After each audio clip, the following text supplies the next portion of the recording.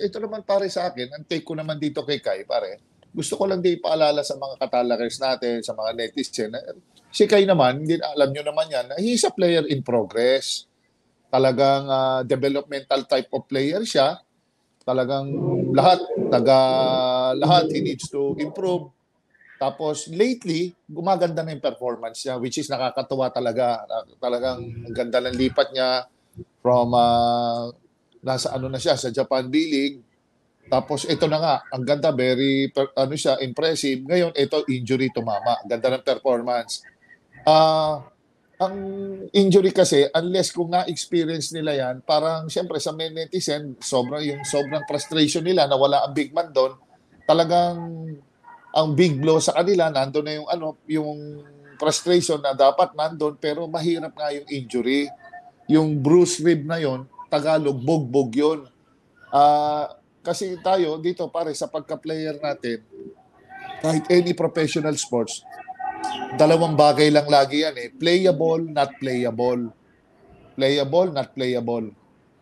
Ang bumagabagabag lang sa akin sa isipan ko is, bakit nasa bench si Kai? Kasi pare, kung nasa bench si Kai, may tendency bang baka magamit siya?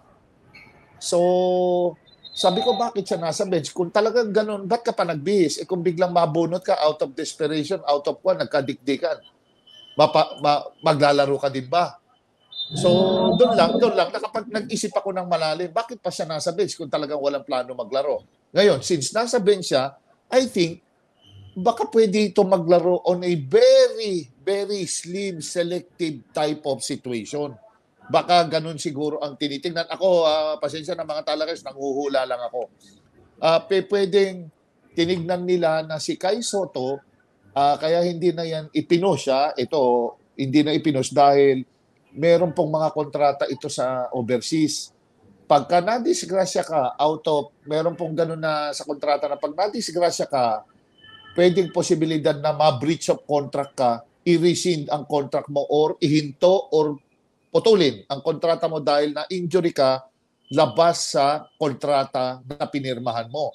I don't think meron siyang kontrata dito sa Gilas kasi meron na siyang other contract dito sa nilalaroan niya rito sa Japan.